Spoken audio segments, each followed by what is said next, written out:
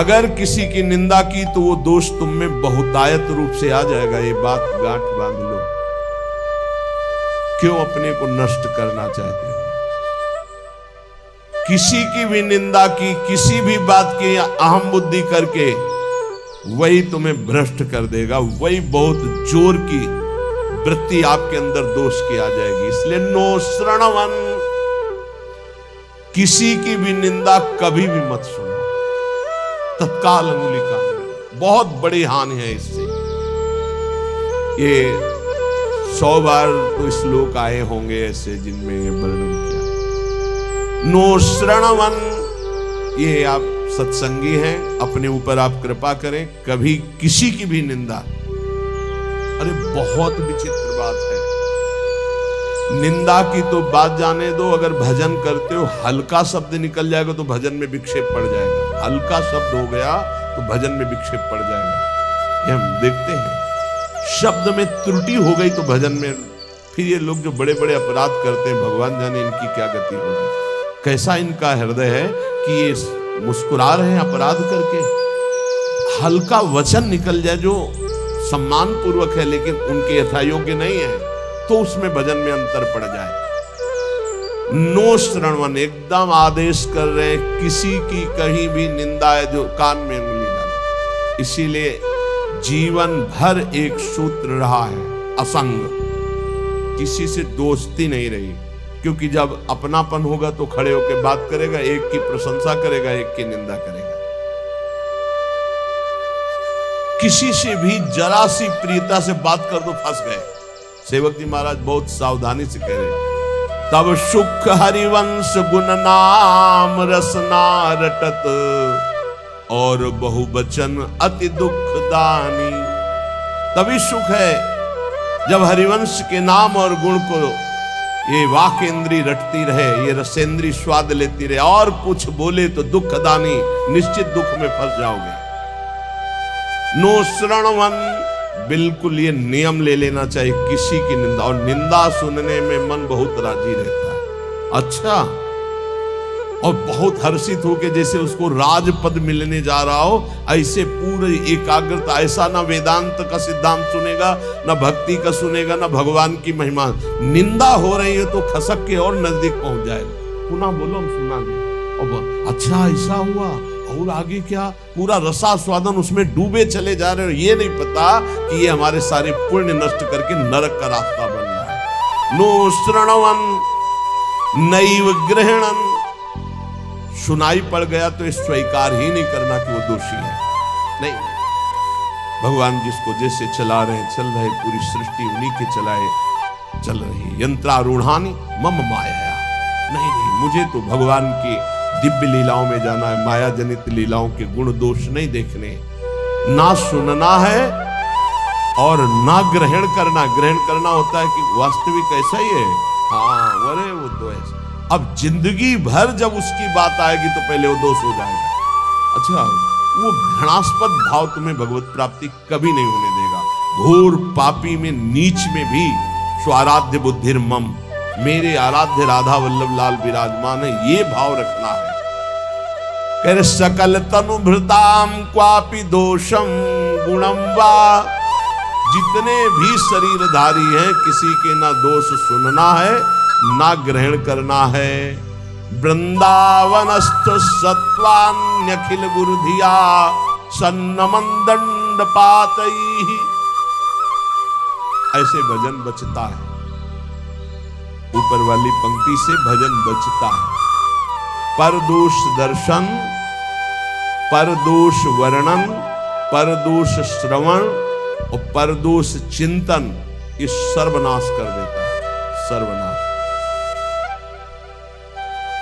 सच्ची माने। किसी का भी उपहास कभी मत करना, कभी निंदा मत करना, कभी निंदा मत सुनना। नहीं, 100% आप लिख लो, कुछ दिनों में वो आपके ऊपर हावी होगा। किसी के प्रति भी दोष बहुत बहुत बहुत देखा है, बहुत बार देखा है। इसलिए कभी किसी के दोष न सुने, कभी ऐसा नहीं तो फंस जाएगा, फंस जाएगा।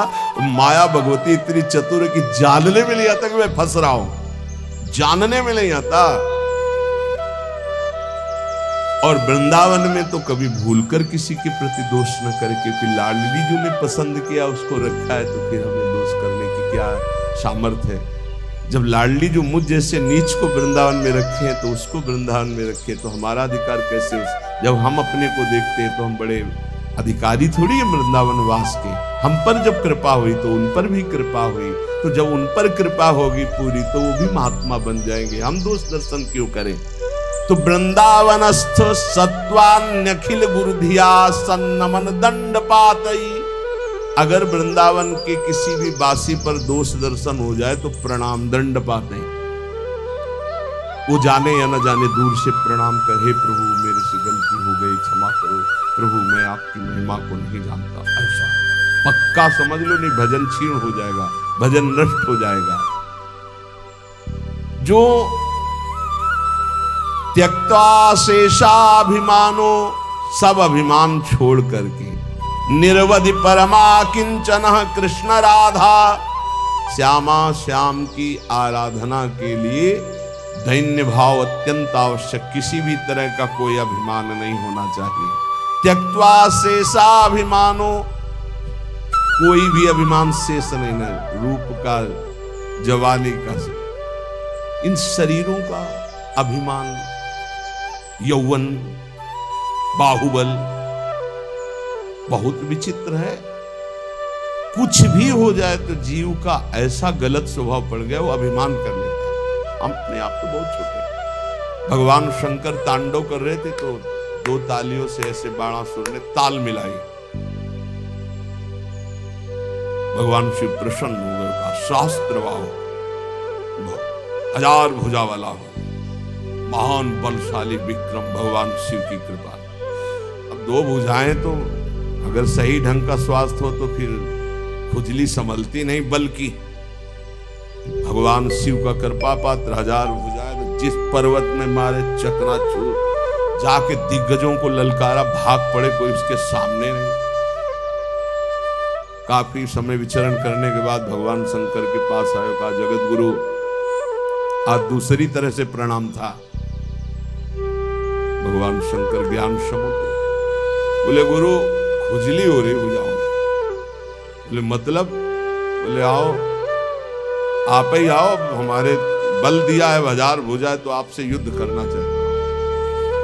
मुस्कुरा दे। भगवान ने कहा एक माली भी जिस पौधे को सजाता उसको उजाड़ता नहीं, तुम्हारी भुजाओं की खुजली मैं तो नहीं मिटाऊंगा, लेकिन मेरे समान बलशाली आकर मिटा देगा। तो जब प्रद्युम्न पुत्र अनिरुद्ध और उषा जी का बड़ा एकांतिक मार्मिक प्रसंग है कि उषा जी ने स्वप्न में देखा अनिरुद्ध जी को पहली बार। अब वो विकल, ना उनको भोजन अच्छा लगता, न नींद अच्छी लगती। तो जो उनकी परिचर्या में वो 9 कुमारी थी, आसपास राज सैनिक, वयोवृद्ध या जो स्त्री पुरुष दोनों नहीं, उनको लगाया जाता था। राजकुमारियों के महल की सुरक्षा में वयोवृद्ध, अनुभवी या जो स्त्री पुरुष दोनों नहीं, उनको लगाया जाता था। तो ऐसी व्यवस्था में उनके पास सखियां सेवा में रहती थी। कभी कभी कोई सूचना मिलने पर बाणासुरा के, अब उषा जी को इस तरह विक्षिप्त देख करके ना भोजन, ना नींद, ना उनकी एक बहुत प्रिय सखी चित्रलेखा थी, जो बड़ी योगिनी थी, शक्ति संपन्न थी।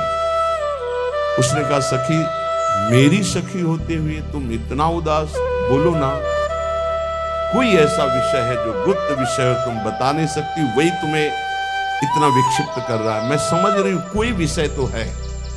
तो उनका सखी, मुझे एक स्वप्न में 9 कुमार के दर्शन हुए और अब मैं उसके बिना जी नहीं सकती, पर मैं ये नहीं जानती को है कौन, कहां का है, क्या है, पर स्वप्न में मैंने देखा।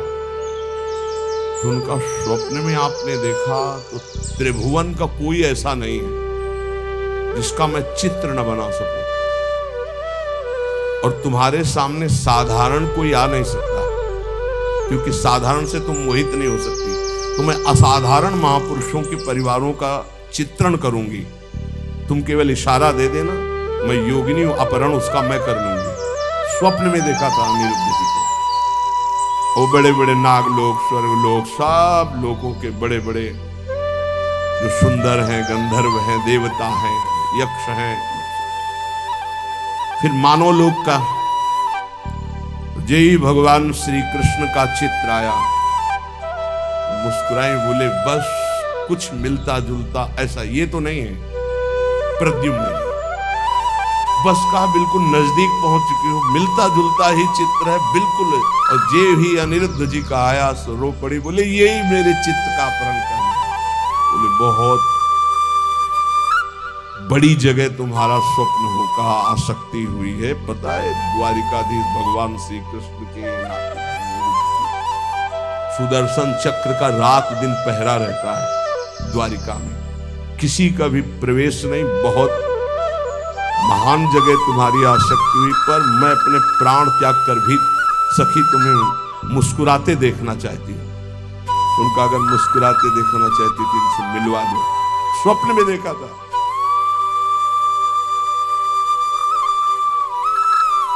भगवान सुदर्शन चक्र से प्रार्थना की, वो योगिनी थी कि बिना भगवान श्री कृष्ण की इच्छा के अनिरुद्ध जी का उषा जी के स्वप्न में जाना असंभव है।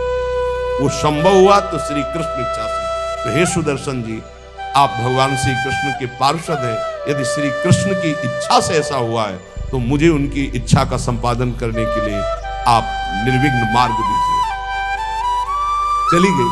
सुदर्शन जी ने बादल पलंग से उठा लिया अनिरुद्ध जी को। योगिनी थी, महल में राखे उषा जी जो मेरे स्वप्न का विषय थे वो साक्षात गले लग गई चित्र की लेखा जी की और कहा तुम धन्याति धन्य मुझे कर दे। अनिरुद्ध जी की जवाब की अपना महल नहीं है, धैर्यपूर्वक समझाया कि मैं अपहरण करके लाई हूं, ऐसा ऐसा ऐसा। भगवान श्री कृष्ण के पुत्र कामदेव प्रद्युम्न जी और उनके पुत्र अनिरुद्ध जी ये भगवान ही हैं।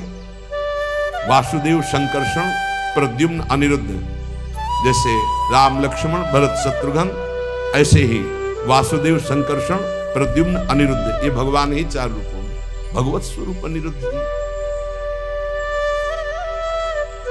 अब तो क्या हास्य विनोद, विविध प्रकार की क्रीड़ाएं। जो वयोवृद्ध संरक्षक थे एक बार निकलते हुए उषा जी को देखा, बाणासुर को सूचना पहुंचाई। आपकी बेटी के हाव भाव और प्रसन्नता को देखकर लगता है किसी पुरुष का संयोग हो चुका है। तो उनका सबकी गर्दनें उतार दी जाएंगी, बाहर से कौन पुरुष जा सकता है? तो बोले वचन देता हूं इतनी भारी सुरक्षा है कि बाहर से वायु भी बिना अनुकूल हुए हमारे नहीं जा सकती। दैवी शक्तियों का पहरा है। बाणासुर की कुल माता थी जो पूरे नगर की रक्षा करती थी, पर योगिनी चित्ररेखा जी की इस चाल को कोई नहीं जान पाया था। बाणासुर ने कहा ऐसा क्यों? मेरी बेटी को कोई दूषित कर दे मुझ जैसे बलवान के होते हुए, अब उसको कौन रोक? सीधे जो ही गए सो पलंग पे उषा जी और अनिरुद्ध जी पासे खेल रहे थे और सखिया बेटे हास्य विनोद। जेवी अनिरुद्ध जी को देखो, उषा जी ने देखा अनिरुद्ध जी को सिंहवत बंदी बनाने के लिए लाख कोशिश की, मार मार के सैनिकों को भगवान के स्वरूप है।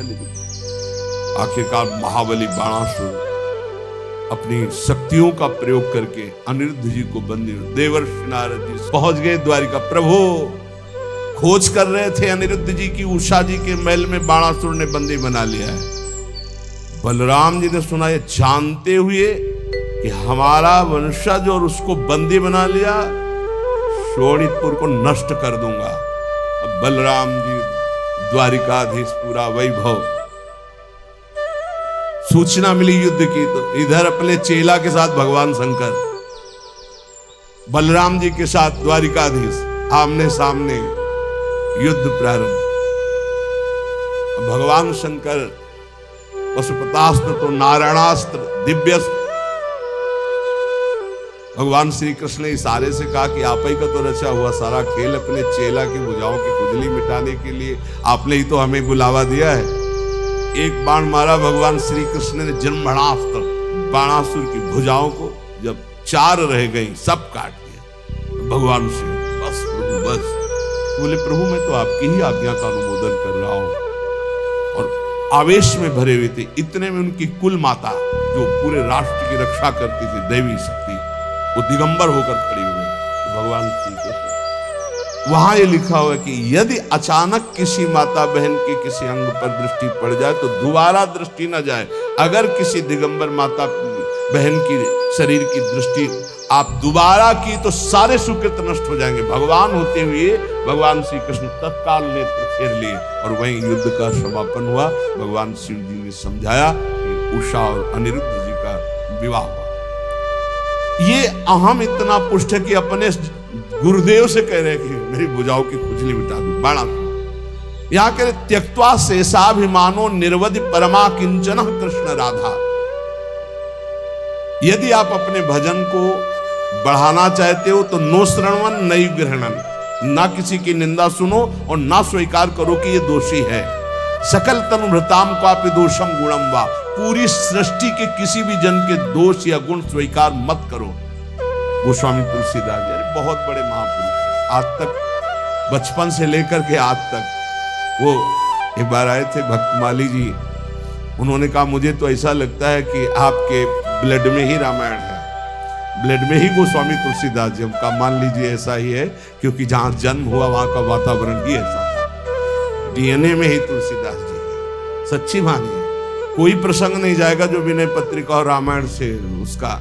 तात सुनहु माया कृत गुण अरु दोष अनेक, गुण याउ भय न मानई, मानहि सो अविवेक। न गुण न दोष किसी के, सब में भगवत भाव। त्यक्त्या शेषाभिमानो, ये बहुत कठिन है अभिमान का त्याग करना।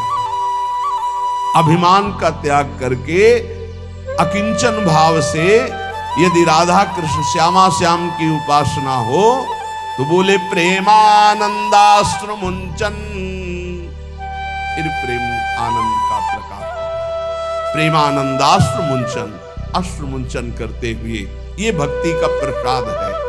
निवसति सुकृति कोपि वृंदावनांत, कोई बड़ा भजनानंदी महात्मा ही ऐसा जो प्रेम से अप्लावित होकर सुप्रवाह करते हुए श्रीधाम वृंदावन वास करे, तो फिर उसकी दशा क्या होती? बोले क्रंदनार्त स्वरेण क्षितिषु, आकाश की तरफ देखता हा प्रियाला और रो रहा है। परिलुंठन, भूमि में लौट रहा है रज में। सन्नमन, सबको नमस्कार कर रहा है, लताओं को, वृक्षों को, पशु पक्षियों को, जो सामने पड़ता है। नमन प्राण बंधुम, सबको देखता है मानो मेरी आत्मा है, मेरे प्रीतम है। कुरुवंदन्ते तृणान्या दधदनु करुणा दृष्टे काकुकोटि, सबसे कृपा कटाक्ष, मुझ अधम पर कृपा। ये हमने देखा है वैष्णव, मुझे अधम पर कृपा करो, मेरा भजन बन जाए, हम पर श्री जी करुणा करें, मेरा नाम जब चले। और रात दिन भजन कर रहे हैं। और काकुवाणी, दैन्यवाणी के द्वारा सबसे बर्ताव। फिर तिष्ठन्नेकांत वृंदा विपिन तरुतले सभ्य पाणौ कपोलम, कभी कभी एकांत में से बैठ करके पाणौ कपोल और रुदन, हा लाडली जी, न्यस्याश्रुएण मुंचन नयति, इतना अश्रु भूमि गीली हो गई। दिन निशाम कोपि धन्यो तनन्यः, धन्याति धन्य हो गया वो जो रात दिन प्रिया प्रीतम के चिंतन में है, अश्रु प्रवाह करता है। जो उसको देख ले, जो उससे बोल ले, अमोघस्य, निश्चित उसका परम कल्याण हो जाएगा। आप लोग महाभाग्यशाली हैं, इस सत्संग रूपी महातीर्थ में आप गोता लगा रहे हैं, जिसकी बराबरी किसी भी तीर्थ में नहीं। कल हम पढ़ रहे थे वैदिक सिद्धांत में, मानसिक तीर्थ में स्नान करने वाले के समान कोई भी तीर्थ का फल नहीं मिलता। इसमें स्वयं में गोता लगाना है, ये आत्मस्वरूप में चूक मत करना। वृंदावन की भूमि में इस पावन ब्रह्म मुहूर्त की बेला में बैठकर आप जो भागवतिक सिद्धांत और भगवान के पावन चरित्र, भगवान के भक्तों के पावन सिद्धांत सुन रहे, अहोभाग्य है, ये अहोभाग्य है। समय है, इसका लाभ उठा लीजिए। सब दिन होत न एक समान, सब दिन एक समान नहीं होते। एक समय आएगा, तरसते थे जब मथुरा दास जी अंतर ध्यान हो गए तो राम जी बाई की तरफ देखकर, सत्संग भवन की तरफ देखकर रोना आता था। ये वही सत्संग भवन है जहां सैकड़ों हजारों संत परमहंस मौन बैठते और पूज्य श्री मथुरा दास जी के मुख से महाभागवतों के पावन चरित्र आज सुना पड़ा सा दिखाई दे रहा है। क्योंकि वो बात जो उन महापुरुषों के मुख से है होता है, पर वो बात जो अनुभवी महापुरुषों की, वो आज आपको भगवत कृपा से बड़े बड़े संतों की वाणियां, बड़े बड़े महापुरुषों के, जगत में जितने भी बड़े बड़े महापुरुष, सबकी खोज खोज कर बात वही रोज सुनाई जा रही है। अगर आप उसे पकड़ लेंगे तो महामंगल हो जाएगा। जैसे जमीन में गिरते ही बूंद गंदा हो जाता है, निर्मल आकाश से गिरता है बूंद, ऐसे ही मां के गर्भ से प्रकट होते ही माया का इतना प्रचंड प्रभाव कि जीव जो गर्भ में भगवान से वादा किया था कि बस मुझे एक बार मां के गर्भ से निकाल दो, मैं ऐसा भजन करूंगा कि दोबारा इस नरक में ना आना पड़े। जीव ही पैदा हुआ देवी, कहां कहां वो ज्ञान चला गया, वो दृष्टि गई भागवतिक। अब वो माया का ऐसा मोह का प्रभाव पड़ा, धीरे धीरे ये माँ, ये पिता, ये पुत्र, ये पत्नी, ये मकान, संपत्ति, बस वो घिरता चला गया ममता से। श्रीपाद कह रहे त्यक्त्वा सर्वान् गृहद्वार सकल गुणालंकृति स्त्री सुतादीन सर्वत्रात्यंत सम्मान नमथ महता सत्कुलाचार धर्मान माता पितृर्गुरुणामपि च नहि मनाग्रहे कोमलात्मा यो या देव वृंदावन में मखिलै स्तूयते धन्य धन्य। बहुत बार छोड़ चुके हो माता पिता पुत्र पत्नी परिवार धन संपत्ति, और तुमको याद भी नहीं है कि इसी सृष्टि में तुम्हारे कोई और हैं। तुम्हारा नया जन्म हुआ, नया घर, नया मकान, नया सब, फिर मरोगे, फिर नया, फिर मरोगे, फिर नया। ये कब तक चलता रहेगा? नाना प्रकार की चिंताएं, नाना प्रकार के क्लेश, नाना प्रकार का संग्रह परिग्रह, फिर खाली हाथ यहाँ से वही पाप पुण्य कर्मों का बोझा लाद कर भटकते रहते हैं हम पूरी सृष्टि में, कभी ये योनि, कभी ये योनि।